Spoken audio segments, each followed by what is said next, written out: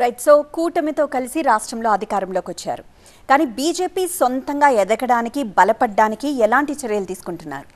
తప్పనిసరిగా అండి. ఇప్పుడు ఏ పార్టీ అయినా సరే సొంతంగా ఎదగడం వల్లనే బలపడుతుంది.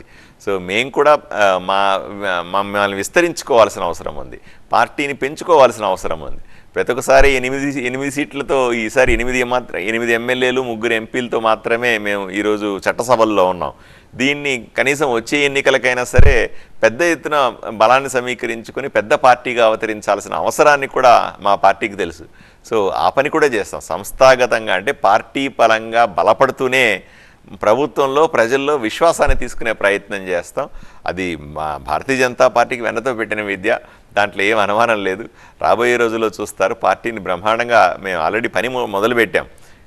రాష్ట్రంలో అన్ని నియోజకవర్గాల్లో కూడా పార్టీని విస్తరించడం, పార్టీని బలోపేతం చేయడం, లేదా ఈ ఎన్నికల్లో బాగా పనిచేసిన వాళ్ళని ఏదో విధంగా గౌరవించుకోవడం, ఈ పని మొదలుపెట్టాం. కాబట్టి రాబోయే రోజుల్లో సంవత్సరంన్నరలో మాకు మళ్ళీ స్థానిక సంస్థల ఎన్నికలు వస్తాయి. ఆ సమయానికల్లా కూడా మీరు ఎంతో మార్పు భారతీయ జనతా పార్టీ బలపడిందన్న విషయాన్ని మీకే అర్థమవుతుంది. రైట్. మరో కాల్ ఉన్నారు. రమేష్ కాలిఫోర్నియా నుండి కాల్ చేశారు. రమేష్ గారు. హలో, హాయ్ పార్థసారథి గారు. సార్ చెప్పండి సార్. మీకు కంగ్రాచులేషన్ సార్, ఎమ్మెల్యేగా ఆదోనికి గెలిచినందుకు. సో కొన్ని విషయాలు మీ దృష్టికి తీసుకురావాలనుకుంటున్నాను సార్. సో ఆదోని టౌన్ లో మనకి చాలా ఇష్యూస్ ఉన్నాయి సార్. అందులో మెయిన్ గా మనకు రోడ్స్ కానీ, ట్రాఫిక్ కానీ, ఒక బ్రిడ్జ్ ఇష్యూ ఉంది సార్. మరి బైపాస్ కూడా మనకు ఆదోనికి లేదు సార్. సో దాన్ని మీరు కొంచెం దృష్టి పెట్టి కొంచెం వర్క్ చేయించాలని కోరుకుంటున్నాం సార్. అలానే మనకు ఆదోని అనేది మోస్ట్ హ్యాపెనింగ్ ప్లేస్. సో దానికి మనకి ఈ ట్రాఫిక్ ఇష్యూస్ కానీ, రోడ్డు డెవలప్మెంట్ ఇవన్నీ బాగా జరిగితే సో మనకి ఆదోని అనేది కొంచెం అభివృద్ధి చెందిన టౌన్ గా ఉంటుంది. సో మీరు దీన్ని కొంచెం దృష్టి పెట్టాలి. మీ టెన్యూర్లో దీన్ని బాగా డెవలప్ చేయాలి.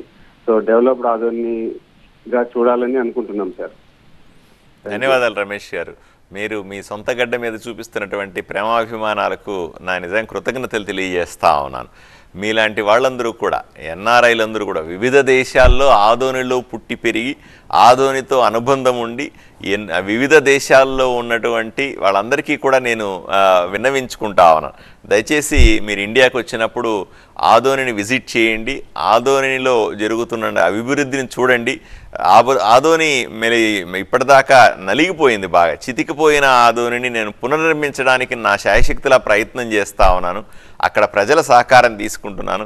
వివిధ దేశాల్లో ఉన్నటువంటి ఎన్ఆర్ఐలు కానీ, ఆదోనితో అనుబంధం ఉన్న వాళ్ళందరూ కూడాను తప్పనిసరిగా ఈ యజ్ఞంలో మీరు కూడా పాలు పంచుకోవాలని, తప్పనిసరిగా మీ ఆలోచన విధానం, మీరు చేసేటువంటి ఎఫర్ట్స్, మీకున్న తెలివితేటలు లేదా మీకున్న అనుభవం కూడా ఆదోనిని అభివృద్ధి చేయడంలో మేము ఉపయోగించుకుంటామని మేము తప్పనిసరిగా మీకు అందరికీ హామీ ఇస్తా ఉన్నాం. దయచేసి మీరు ఎప్పుడు వచ్చినా ఇండియాకి నా నెంబర్ తీసుకోండి, నన్ను కలవండి. ఆదోన్లోనే ఉంటాను నేను. కాబట్టి ఎల్లప్పుడూ ప్రజలకు అందుబాటులో ఉంటాను, మీకు అందరికి కూడా అందుబాటులో ఉంటాను. మీరందరినీ కలిసి, మనమందరూ కలిసి ఆదోనిని అభివృద్ధి చేసుకుంటామనే నమ్మకం నాకుంది. రెండవది, మీరు చెప్పినట్టుగా రోడ్స్ కానీ, రోడ్స్ బాగా ఇరుగ్గు అయిపోయినాయి. రోడ్స్ వైడనింగ్ చేయాల్సిన అవసరం ఉంది. ట్రాఫిక్ సమస్యలు ఉన్నాయి, ఇవన్నింటినీ చేయాల్సిన అవసరం ఉంది. అలాగే బైపాస్కు సంబంధించిన ప్రధాన సమస్య ఉంది. బైపాస్ బాధితులు అని ఒక 900 కుటుంబాలు ఉన్నాయి అక్కడ. అంటే మాస్టర్ ప్లాన్లో ఉన్నటువంటి బైపాస్ ఒక రకంగా ఉంది, ఇప్పుడు వస్తున్నటువంటి బైపాస్ ఇంకో రకంగా ఉంది. మాకు అన్యాయం జరుగుతుందనేటువంటి కొన్ని కుటుంబాలు అక్కడ ఉన్నాయి. వాళ్ళు ఒక రకమైన ఎజిటేషన్ చేస్తూ ఉన్నారు. కేంద్ర ప్రభుత్వం ఇప్పటికే 240 కోట్ల రూపాయలు బైపాస్ కోసం ఖర్చు పెడితే, ఆ ఖర్చు పెట్టి కొన్నటువంటి భూములన్నీ కూడా ఇంతకుముందున్నటువంటి మాజీ ఎమ్మెల్యేకి సంబంధించిన మనుషులందరూ కూడా ఆక్రమించుకొని దాన్ని అమ్మేశారు అని ఒక ఆరోపణలు చేస్తూ దాని నిజానిజాలు బయటికి తీసే ప్రయత్నం చేస్తూ ఉన్నాం.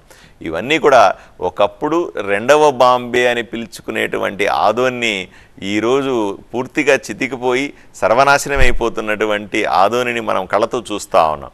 దీన్ని మళ్ళీ పునర్నిర్మించుకోవడానికి, దీన్ని మళ్ళీ పూర్వ వైభవం తేవడానికి శాయశక్తిలా నేను ఒక సామాన్యుడిగా ప్రజల మధ్య తిరుగుతూ ప్రయత్నం చేస్తూ ఉన్నాను. ఈ ఈ ప్రయాణంలో లేదా నేను చేస్తున్నటువంటి పనిలో మీరందరూ సహకరించాలని, మీరందరి ఆశీస్సులు ఉండాలని, మీరందరూ కూడా ఆదోనిని అభివృద్ధి కలిసి చేసుకోవాలని నేను కోరుకుంటా ఉన్నాను.